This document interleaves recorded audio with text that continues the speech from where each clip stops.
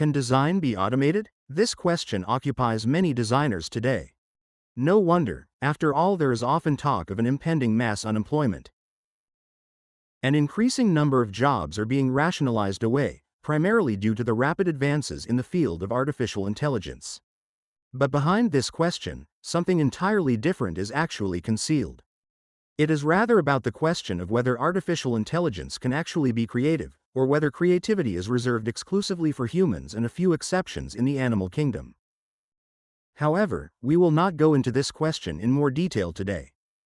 We will first deal with the initial question, namely whether design or the design process can be automated, since this would at least partially answer the second question.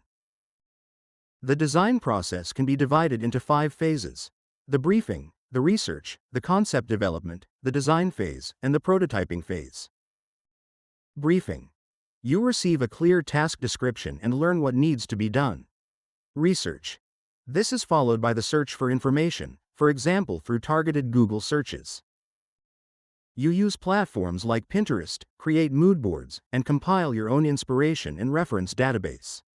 At this point, one can quite safely assume that this part of the process can be automated. Although searching the web is not the only task of a designer during the research phase, it has been practiced for years already with the help of web scrapers and web crawlers. Therefore, this particular aspect is hardly likely to pose an obstacle. The concept phase is the stage that non-designers typically picture when they think of the design process. You start without any source material and try to create something new out of nothing. The focus is on creative exploration, for example by producing a large number of sketches. Finally, an initial concept or concept drawing is created, which is then transferred into the actual design phase and further developed into a refined, complete design. First, a prototype is created, for example using 3D printing, before the actual production begins afterward. This may involve several iterations, and the individual phases may also have different names depending on the context. Essentially, most design processes include these 5 phases in one form or variation. Today we will focus exclusively on the concept phase. It represents the most demanding and significant stage in the entire design process. As already mentioned, one starts without any existing foundation and tries to create something new out of nothing. In this process, creative development takes center stage. And anyone who has already tried to create something entirely new without a starting point knows how challenging this process can be. If it were possible to automate this process, that would already be a significant step forward. Basically, design can be divided into 3 levels. These levels are divided into shape, surface, and texture. The shape is that level which one perceives when in a dark room, squinting slightly, and recognizing only the black and white silhouette of an object. Building on the shape comes the level of the surface. It describes the 3-dimensional object that one can turn, rotate, and even physically touch. And finally, the level of texture is added, which includes aspects such as coloring, surface patterns, and logos. Today we will focus exclusively on the shape, as it forms the foundation for the 2 levels built upon it. For illustration, we will use the example of bottles. Why bottles, of all things? Well, 2 years ago I researched this project together with the industrial designer Marco Lim. For example, we worked with bottles. Why bottles, of all things? Well, they are rotationally symmetrical and their shape is relatively simple. In this way, the amount of data can be reduced, which benefits the AI because it can be trained more easily and efficiently. Bottles are everyday objects that are available almost everywhere. You can easily buy them, and we use them on a daily basis.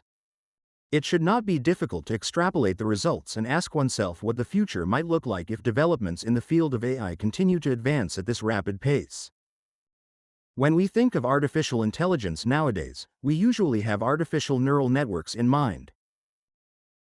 These artificial neural networks are modeled, in a very simplified and rough form, on our biological nervous system, that is, our brain. They have neurons, dendrites, synapses, axons, and many other structures.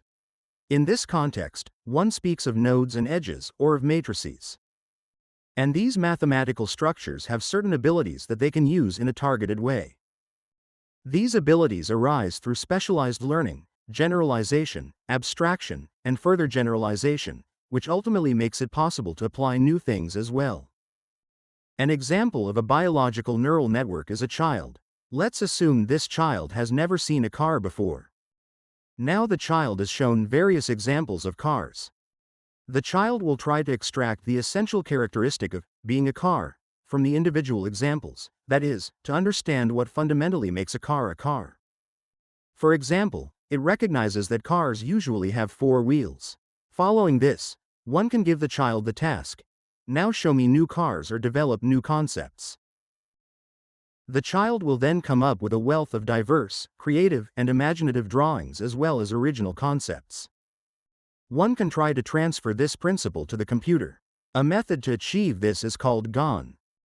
This is an architecture that consists of 2 neural networks, the so-called generator and the so-called discriminator. The generator's task is to deceive the discriminator, while the discriminator, in turn, is trained not to be misled by the generator. So how exactly does the generator try to deceive the discriminator? Quite simply, it produces various examples, be they data, objects, or even bottles. The discriminator must decide, is the mentioned object something real or not? Does the object come from a real dataset that we, for example, compiled during the research phase? In this way, both models learn from each other. To make the concept a little clearer, let's imagine the generator were a counterfeiter. And what does a counterfeiter do? Quite simply, he produces counterfeit money. And why does he do that? His goal is to deliberately deceive the discriminator, that is, the opposing party. The discriminator now receives this counterfeit money and faces the task of deciding whether it is actually a forgery. How does he proceed? Well, he pays attention to certain characteristic features, in particular the recognizable security features. If he has correctly observed the relevant features, he recognizes the counterfeit money and immediately receives feedback that his assessment was correct. This makes it clear that the features were sufficient. Next time, he can therefore successfully apply this approach again. If, on the other hand, he claims that this counterfeit money is real money, he receives the indication that his assessment was wrong. Next time he improves his assessment. Understandable, right? He then pays attention to other, crucial features.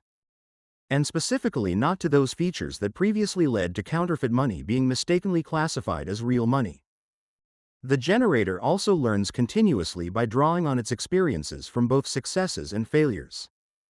If his counterfeit money is exposed as such, he receives an indication of which specific feature it failed on. In this way, both sides learn from each other. From time to time, the discriminator must of course also correctly recognize and classify real money as such. Let us now return to the bottles. The generator produces bottles, and the discriminator receives them for evaluation. Now it must decide whether it is a real bottle or one produced by the generator. This is a zero-sum game. The loss of one is at the same time the gain of the other within this zero-sum game. The methods for object generation are continuously being refined and becoming ever more powerful. But the methods for exposing the objects are also continuously evolving and becoming increasingly precise and effective. Until finally objects emerge that can no longer be clearly distinguished from forgeries, or rather from the originals. Here one can see the progress of the training, which improves increasingly from left to right. On the far left, the result still appears quite noisy at first. With each further iteration, the result increasingly gains structure and more clearly takes on the shape of bottles. At the end of the training process, a suitable object can finally be selected, which can then be realized through 3D printing. This bottle was completely generated by an artificial intelligence.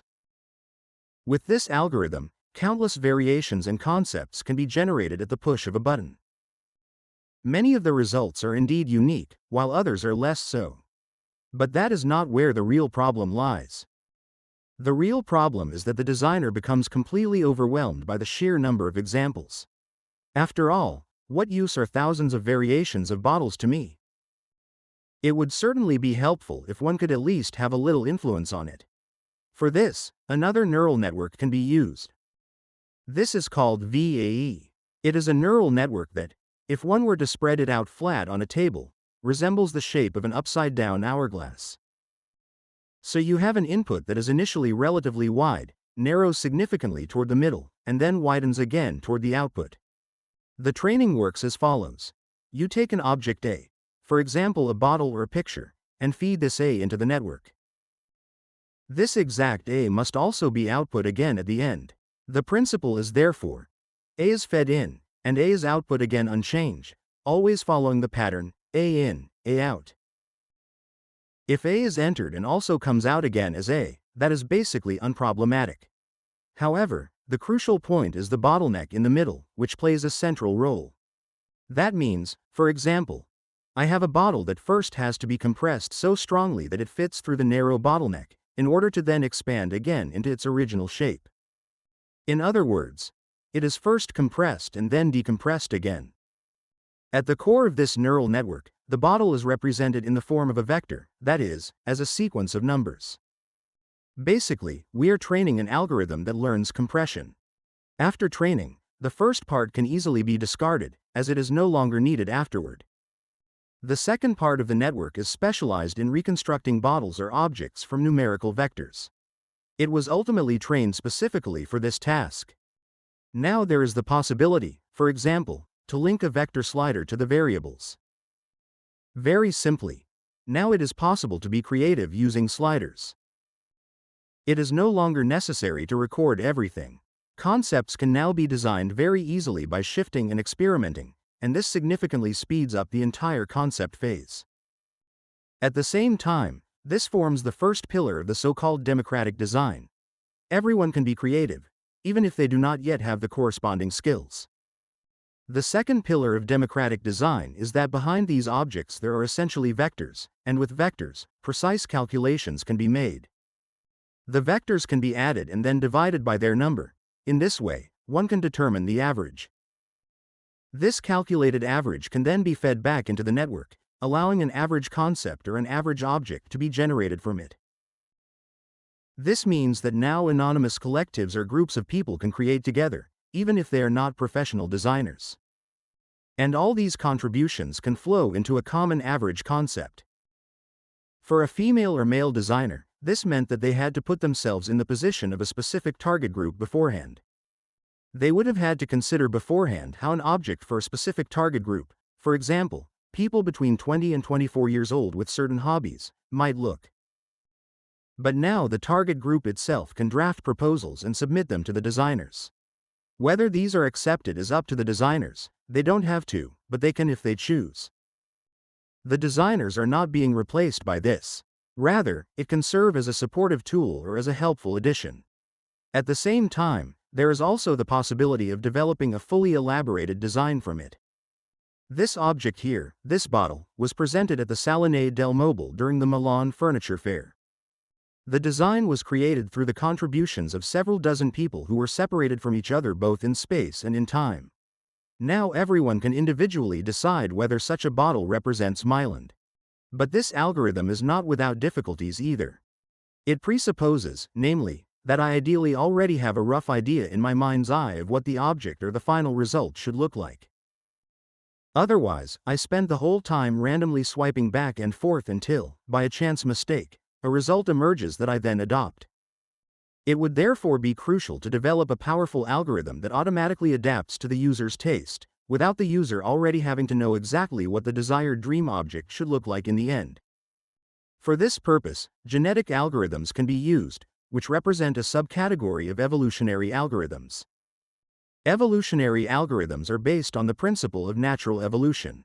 Simplified and abstracted, this process is simulated in the computer by working with a population of individuals. These individuals possess genes that represent the respective traits. In the human example, these would be things like hair color, eye color, and many other characteristics. In this context, however, it refers to product features, such as angularity, height, width, or certain curvatures. The individual genes or the entire genome can be represented as a vector, which is then translated or expressed into concrete product features and product forms. This can be done, for example, with the help of a neural network, as we have seen before. And similar to natural evolution, we naturally have certain criteria for this. In earlier times, for example, it was the saber-toothed tiger that, in a way, set the criterion by selecting who could run faster. The one, however, who could run faster, more precisely, faster than the others, had a significantly higher likelihood of passing on his genes and reproducing. The offspring could exhibit mutations that affected their selection either advantageously or disadvantageously. This can be caused, for example, by radiation in which a base is removed or released from the DNA. In this way, a population gradually developed that had adapted to the criterion of running faster. Sounds understandable, doesn't it? That is evolution. And that is exactly what we are now reconstructing. We are considering a population that consists of individual organisms. These are virtual bottles that exist within a matrix, that is, a computer simulation. If they have survived, they can now mate with each other. That actually sounds pretty crazy. Nevertheless, they mate. Even though it's hard to imagine that we're talking about bottles, that is exactly what happens. This results in a new baby bottle, which may exhibit mutations. These changes can either improve or reduce its chances of survival. That seems really mean. An example of this is that the shape of the weasel can change. If she survives, she has the chance in the next generation to reproduce again and pass on her traits. In this way, a population gradually develops that adapts to the individual taste of the user. But how can this taste actually be determined? Something like this can be implemented, for example, through a concept such as bottle Tinder or object Tinder. Almost everyone is probably familiar with Tinder. You swipe left or right to make a selection. You simply signal, I like it or I don't like it, in other words, yes or no. In doing so, you are not evaluating the whole, but specifically the individual populations, suggestions, or individuals. The individuals that were rated positively have a higher chance of survival and therefore generally better opportunities to reproduce. That represents the crucial difference from the original. The individuals that received a poor evaluation have a significantly lower chance of survival. In this way, a population gradually emerges that increasingly aligns with the individual preferences of the user. In the original, the suggestions may continuously improve and become higher in quality over time. After about 15 minutes, the ideal bottle finally appears, containing the desired dream object. This result could then be produced directly with 3D printing, if only it were just as straightforward in real life. This bottle was designed by Marco Lim, the industrial designer with whom I carried out the project. In his opinion, it suits him extremely well. Further experiments have shown that about 15 minutes, using bottles as an example, are already sufficient to achieve convincing results. For more complex objects, the process will probably take more time. Does this, conversely, mean that design can indeed be automated, to return to the initial question? No, the design process itself cannot be fully automated. However, certain sub-areas can be effectively supported, providing designers with targeted assistance. Especially in the early phases, when it is about developing a suitable concept and generating different variations. Ultimately, it still always remains a design that is created for humans. And ultimately, a human will always be the most reliable at judging what is best suited for other humans. What does this mean for creativity? It is important to clearly distinguish between everyday, small-scale creativity and comprehensive, large-scale creativity. Small-scale creativity is the form of creativity that we use in everyday life and that essentially produces variations of an existing basic theme. For example, when baking a cake and the recipe is slightly modified. Or when designing a bottle and the shape is subtly altered. Although these are not particularly innovative or novel ideas, they still possess a creative character. In addition, there is a large amount of data available for this purpose, which can be used as a basis for conducting training processes. Ultimately, these are merely variations of an underlying theme. In contrast stands great creativity. It arises when something completely new is created that has never existed in this form before. Nowadays one would say that it is something disruptive and innovative. However, in such cases, suitable data for training is not readily available, since these are genuine novelties. And this is precisely what current AI is not yet capable of. Here, we humans are challenged to think in an interdisciplinary and cross-disciplinary way. Being able to connect the most diverse disciplines with each other, This is precisely the point where I would draw the line. This is the form of small-scale creativity that can be easily automated by AI. Great creativity, on the other hand, will remain reserved for us humans for the foreseeable future. For designers, this means that in the future they will probably have to reorient themselves to some extent towards greater focus on major creativity.